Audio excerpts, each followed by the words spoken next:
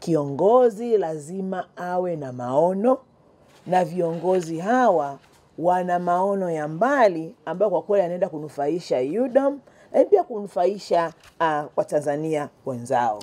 Kwa mara nyingine tena, Rais with a small r, tunawapongeza sana na tunaendelea kuwatia moyo kwamba mlete mawazo mengine mengi ya kibunifu.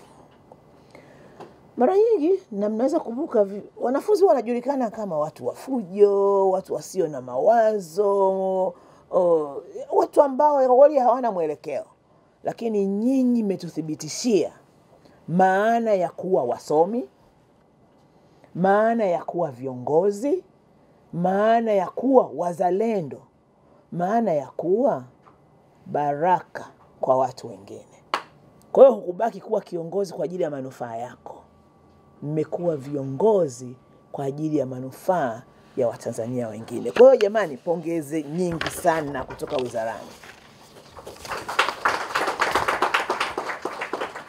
Uzinduzi huu unaashiria mafanikio makubwa na mfano bora wa uwajibikaji na ubunifu wa vijana wa Kitanzania katika kusaidia wenzao. Serikali ya wanafunzi imeweza kuanzisha mfuko huu wa kufanya uwekezaji wa kitaalamu kupitia ununuzi wa vipande katika Benki Kuu ya Tanzania. Kama ilivyosemwa, faida itakayopatikana na uwekezaji huu sasa itakwenda kusaidia wanafunzi wahitaji wa mwaka wa kwanza na hata miaka inayofuata kuweza kugharamia masomo yao. Hili ni jambo la kibunifu, zuri, la kujivunia na la kuigwa. Naamini leo viongozi wa serikali za wanafunzi vyuo vingine watusikie kwa sauti kubwa.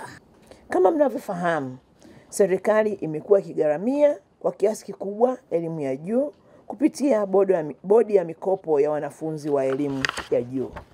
Hata hivyo, mahitaji ya mikopo hayo ni makubwa mno ukilinganisha na bajeti inayotengwa kila mwaka. Lakini hata hivyo, tunapenda tuipongeze serikali yetu, imeendelea kuongeza bajeti ya mikopo mwaka hadi mwaka.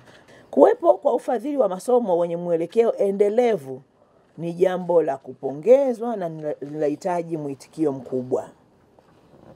Hatua ya serikali ya wanafunzi kuamua kuwekeza fedha zote hizo ambazo tunajua wengine wangegombania. Historia tulizokuwa nazo huwa zinagombewa na wale viongozi. Kwenye hati fungani ni ushahidi wa upeo mkubwa wa kifikra, nidhamu ya fedha na uwajibikaji kwa maslahi ya wengi. Hii ni namna sahihi ya wanafunzi kufanya kazi na serikali yao. Nasema tena, hongereni sana. Uwekezaji huu pia unaunga mkono juhudi za serikali ya awamu ya 6 inayoongozwa na Mheshimiwa Dr. Samia Suluhu Hassan, Rais wa Jamhuri ya Muungano wa Tanzania, kuendelea kuweka msukumo mkubwa katika kuimarisha upatikanaji wa elimu ya juu kwa Watanzania wote.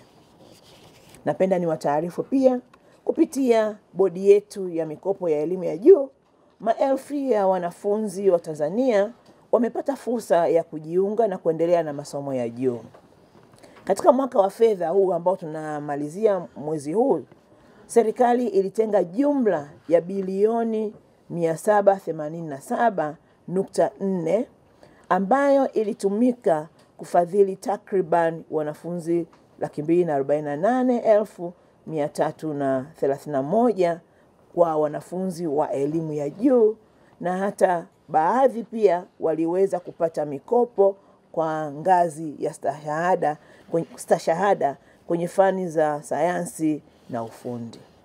Nafurahi kuambia kuwa kwa mwaka huu bajeti hiyo imeongezeka tena. Sasa ni matumaini yetu kuwa mfuko huu utaleta chachu kwa wadau mbalimbali kuweza kuvutiwa na kuwekeza katika ufadhili wa elimu ya juu. Ninafurahi tuna wadau wetu hapa, mabenki mbalimbali wamekuwa ni wadau wetu wakubwa, wamekuwa wanashirikiana na serikali katika elimu, Nataka labda niwaambie kwamba hii pia ni fursa nyingine pia ya kuongeza uwekezaji wao katika kusapoti sekta ya elimu. Wazo la scholarship lilianzia kwenye serikali ya UDOSO ya 24-25, ambapo kwa kuzingatia mpango mkakati wa serikali ya wanafunzi ulioanzishwa mwaka 2023-2024 ambao unaenda mpaka 2027-2028, Wizara ya Fedha na Mipango ya Chuo Kikuu cha Dodoma, ya serikali ya wanafunzi Chuo Kikuu cha Dodoma ilipewa nguvu ya kutafuta vyanzo mbalimbali vya mapato.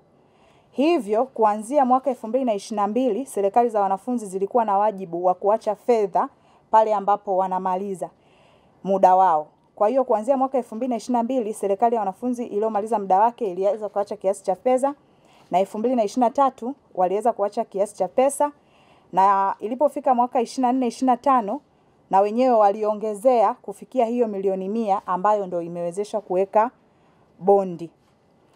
Aidha, hati fungani hii ni aina ya uwekezaji wa muda mrefu unaotolewa na serikali kupitia Benki Kuu ya Tanzania, ambapo taasisi au mtu binafsi huwekeza fedha zake na hulipwa faida kwa riba maalum kila mwaka hadi kipindi cha hati hizo fungani kuisha.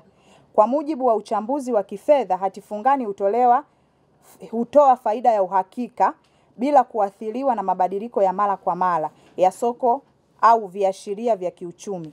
Hivyo kuifanya hati fungani kuwa ni chaguo sahihi kwa taasisi kama UDOSO inayolenga kuhifadhi na kukuza mtaji kwa ajili ya maendeleo ya wanafunzi.